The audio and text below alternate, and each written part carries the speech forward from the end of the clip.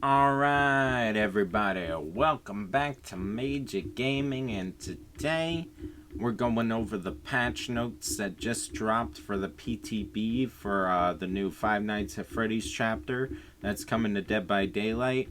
I'm pretty hyped. I've been watching streams of people playing the PTB.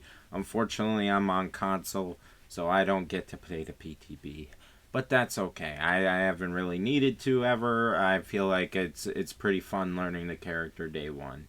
Especially considering most of the time they change anyway. And you can kind of get the idea from just watching other people play what the killer's gonna kind of need or not need or whatever. So, I still feel like you could give a solid opinion without playing the PTB. Especially if you're someone like me who's put a good amount of hours into the game.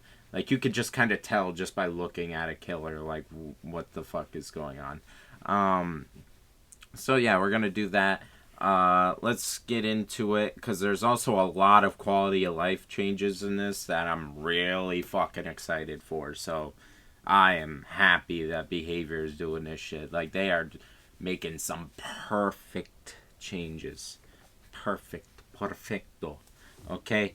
Perfecto changes. Before anyone complains, I'm Italian, so nah. So new killer, the animatronic. So killer power. So pretty much he's like a mix of Huntress, Dredge, and Huntress, Dredge, and like I'd say his grabs are kind of unique. Yeah, I'd Huntress, Dredge, and like unknown a little bit, I guess. Yeah. So pretty much what he has is his this axe that he throws, and it does not throw like a Huntress hatchet. It's like a brick, you know. You fucking throw it, and it just goes straight into the ground or at the survivor. It does work similarly, but it's not the same. It does not work the same. Also, because what happens is you throw the axe, it gets stuck in the survivor's back, and then you can recall it at any point. You only get one axe, and you recall it, and it teleports back to you.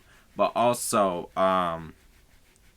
so pretty much like while it's in the back of the survivor, you can either recall it and then hit them again. You could M1 them, or if you can run up to their back, you can actually jump scare, grab them, and just put them on your shoulder if the axe is in their back.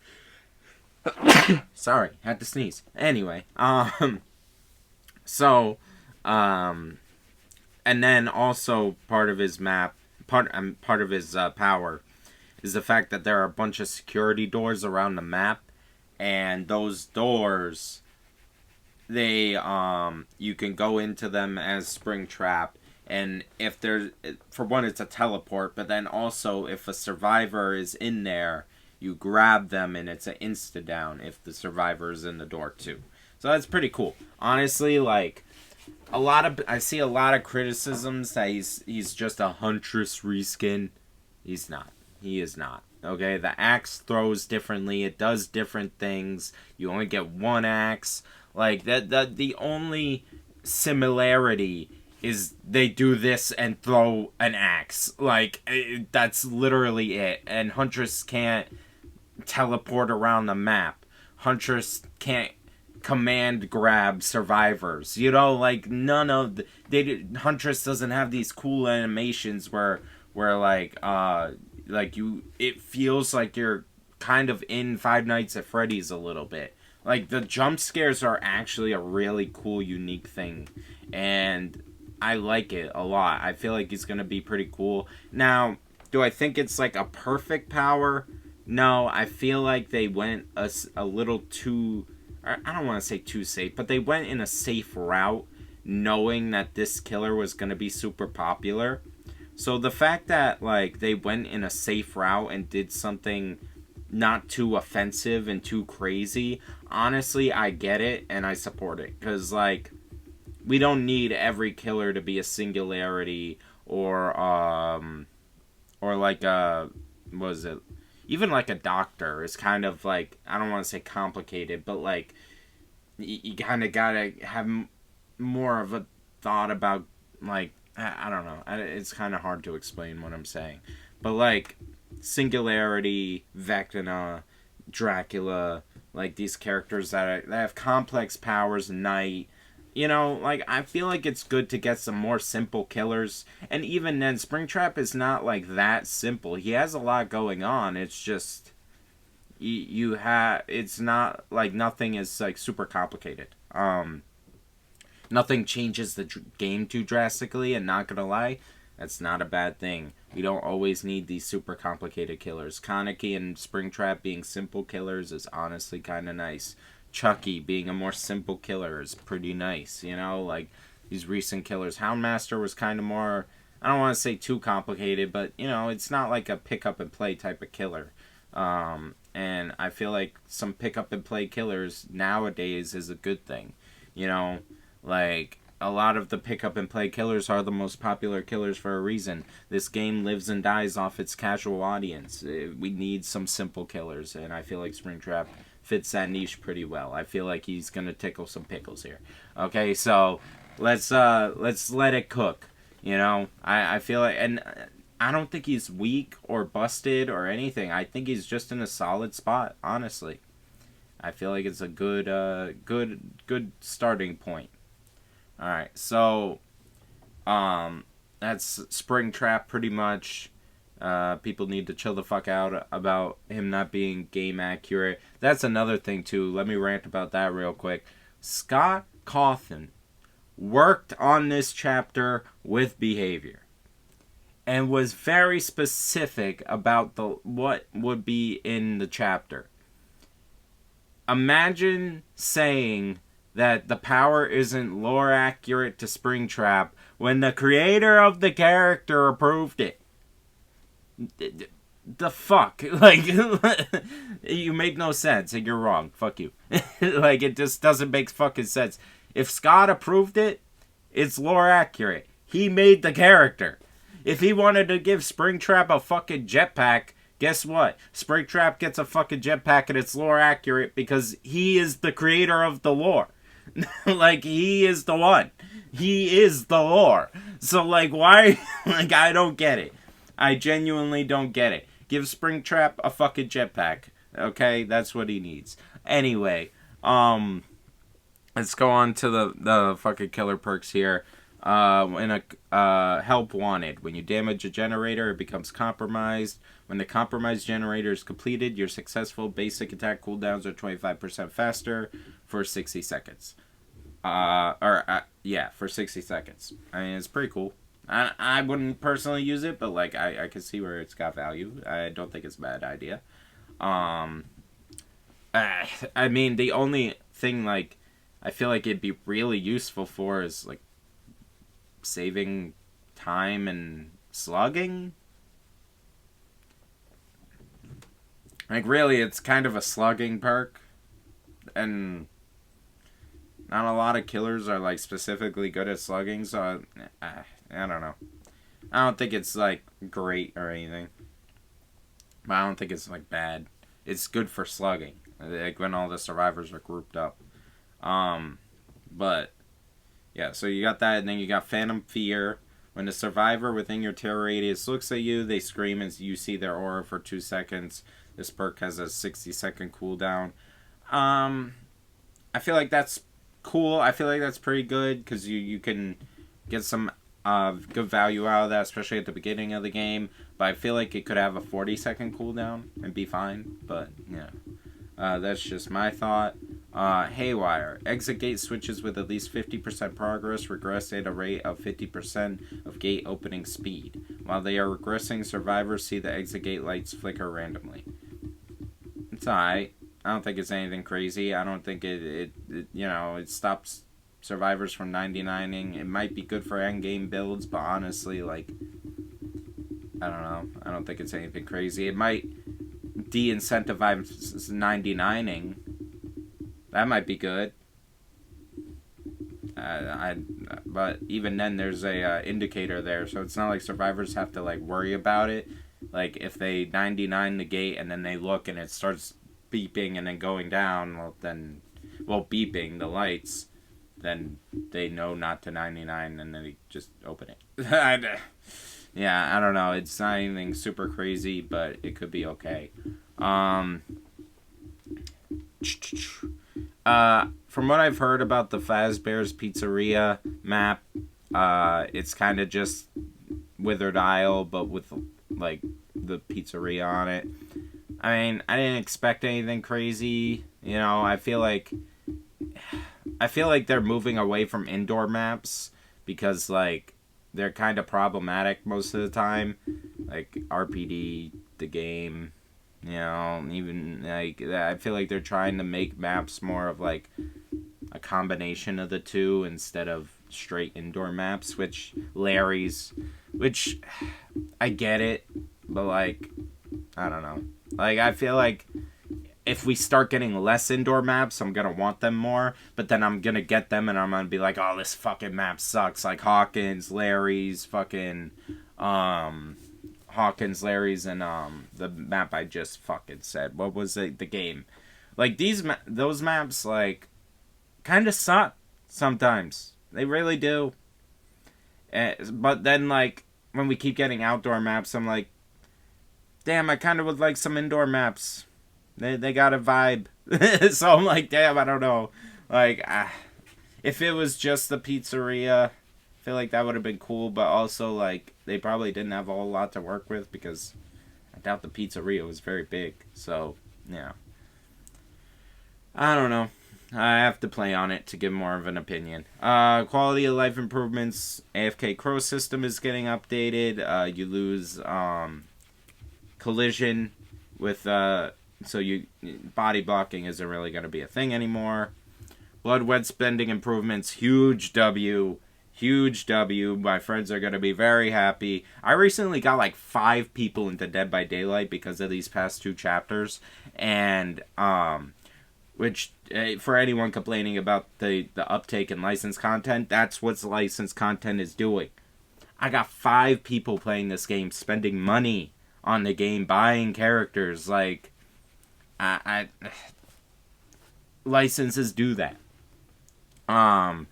But anyway, so you get that. You can buy 50 levels if you have enough blood points, and it'll just automatically do it for you. Great. That's a huge W. Disconnection penalties.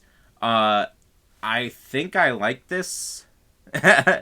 Disconnection penalties are now based on your last 20 matches played. Each disconnect in a set of 20 matches counts as a disconnection penalty point. Disconnection penalty points decrease as you play matches without disconnecting. So, like, if you disconnect... I need to see how long a disconnection penalty point is. Because, you know, if you play 20... If you have to disconnect one time because of a cheater or something like that, then and you get 1 point, and that 1 point is like the 40 seconds or whatever, and then you play another game, and then you lose that point, and then if you have to DC more after that, like, you know what I'm saying? Like, if you disconnect, get a point, play a game, remove the point, disconnect again, you get that 1 point back, and it's a 40-second thing. I feel like that's better, but it might lead to more DCs. But we'll have to see. I if I'm understanding that correctly, like, it might lead to more people DCing, but I'd rather them DC over killing themselves and not giving us a bot. So, and sometimes there are legit reasons to DC, like I said, with the hackers and cheaters. Like, streamers get literally held hostage in games. Like, if the disconnection penalty is, like, changed a little bit and a little more forgiving, then it'll probably de-incentivize hackers and cheaters a little bit, and that'd be good, you know? I see it as a W if that's how it works. Gamma settings, W, no issue with that. Going next prevention, W. Hopefully it doesn't go overboard, but we'll see what happens. I think it'll be a great change, and they can always tweak it to make it better, and I'm sure they will. Yeah, I don't see any negative to this, you know. Near the end of the trial, the killer can now activate a Mori when at least 2 survivors are alive. So, yeah, like, you just need 1 survivor on the struggle phase, and then you can Mori the other one when you down them. Perfect.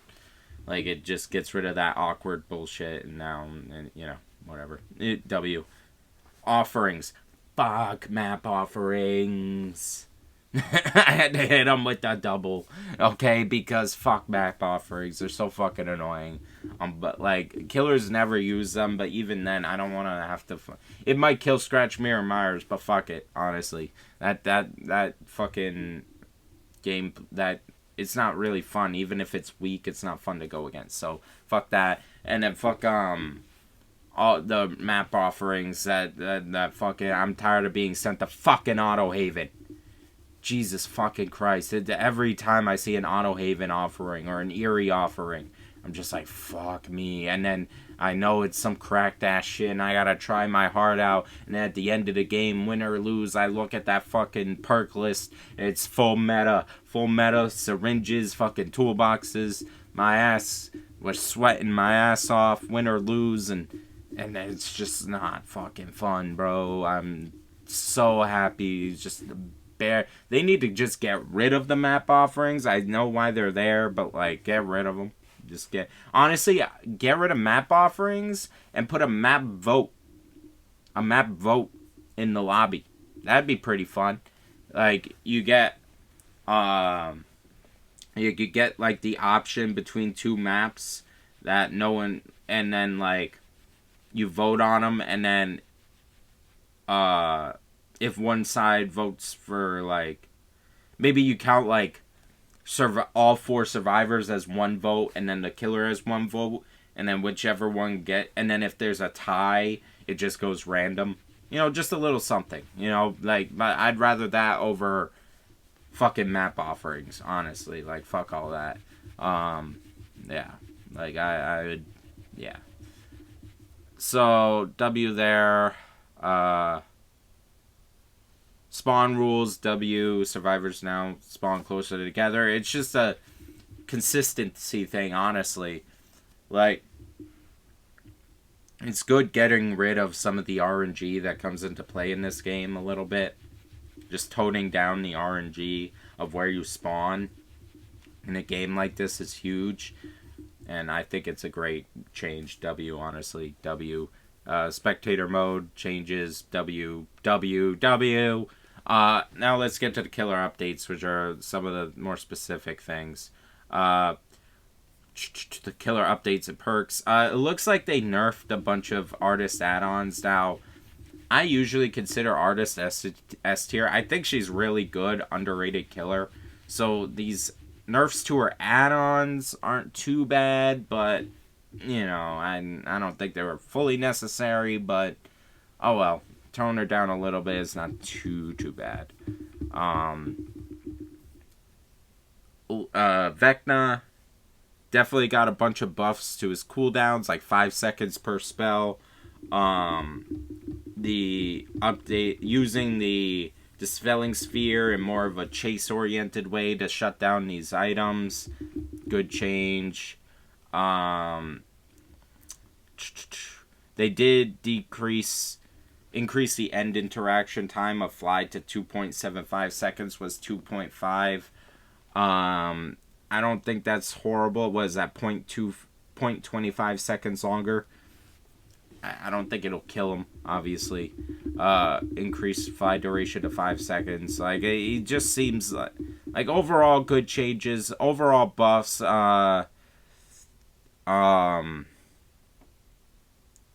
Increase the auto reveal for the items to 2 seconds. A 0.5 second difference is nothing. Increase the duration of Ace to 4 seconds. For survivors equipped with boots or gauntlets of the interloper when the Lich activates Mage Hand. I mean, considering it's it's 0.5 seconds longer, so it's nothing crazy. They didn't increase the haste. And the fact that Vecta's power relies on fucking literal randomness, I don't really think it's that big of a deal. I think the buffs outweigh the nerfs entirely. I think he'll be fine. Now, add-ons... Looks like I actually haven't read all of these. It looks like they're getting buffed, actually. Some of them are getting...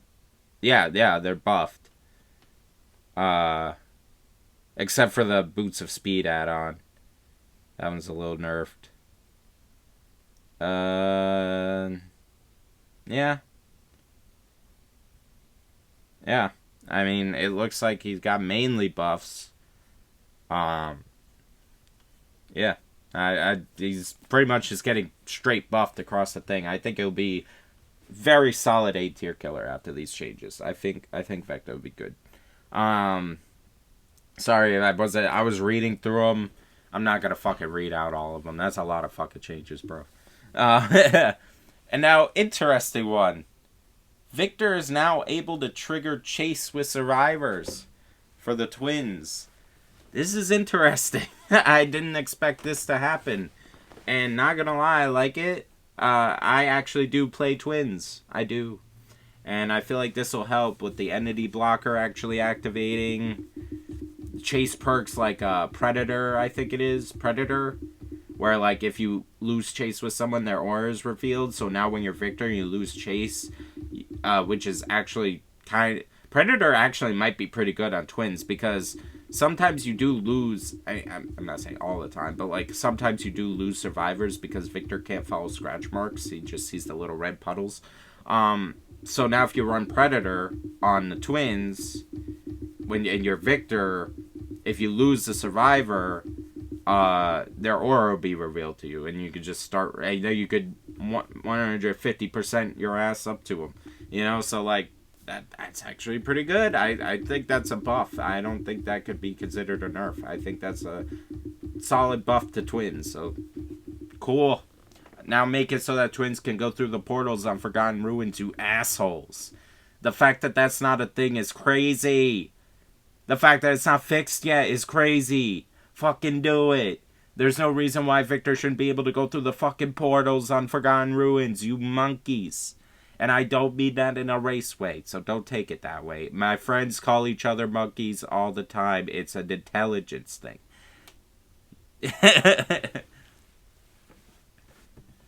God, before people freak the fuck out because I called them monkeys. We're all monkeys. Anyway. Killer perks. Call a Brine. Increased duration to 70 seconds was 60 seconds. Cool. Oh yeah, the increased bonus generator regression to 150. Thank you. Now Call a Brine is somewhat useful. Ruling Tremors. Buff to 60. Cooldown to 30 seconds, actually. That's good. Alright, my allergies are kicking my ass. Increased area of detection to 12 meters was 8 meters. Superior anatomy. Decreased cooldown. Like, these are all buffs, obviously. Machine learning got a nerf and a buff, but I think that perk could be pretty good. Yeah. I mean, none of these perks are anything crazy, but it's cool they're getting buffed. Say, the only ones here that kind of scare me are Botany Knowledge and Champion of Light. I don't know. I feel like the rest of these Survivor buffs are fine, but, like, we're going back to, like, having crazy healing. I don't know. I feel like maybe it'll probably be fine, but I don't think it, because, like, the Botany Knowledge change, like, nah, we'll have to see, really. It might be nothing. It might be something horrible. Who knows? Emblem updates, cool. Evader. I feel like they made these emblem changes to Lightbringer because of the fucking, challenge, that last challenge at the end of the rift for the Blood Moon event, that was fucking ridiculous for Survivor especially.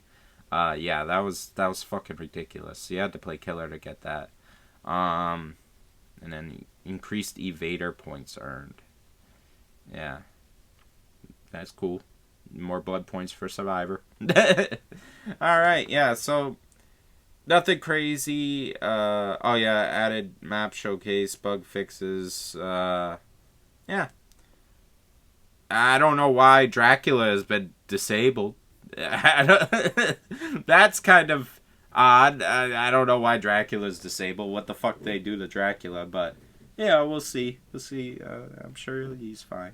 He's not disabled in the actual game, so I don't know why the fuck Dracula's just disabled. I don't know. Maybe he had a game-breaking bug, and they were just like, "Fucking, don't even put him in there." But oh well. All right, so yeah, that's it. I'm pretty hyped for Springtrap. Like I said, I think his power is pretty cool. It's simple. Simple is good. And yeah, that'll pretty much be it for this video. I'm gonna do things coming up like a killer tier list. And stuff like that before Springtrap drops. Yeah, so stay tuned. I also make Marvel Rivals video content for anyone that might also play Marvel Rivals and DBD. I play both. And yeah, so, and I won't say that yet. I have plans. But yeah, no, so for anyone watching, I hope you stay tuned. I hope you like my videos. You know, I hope I can make it somewhere with this. So yeah, let me know what you think down in the comments below. Stay tuned, and everyone have a good day.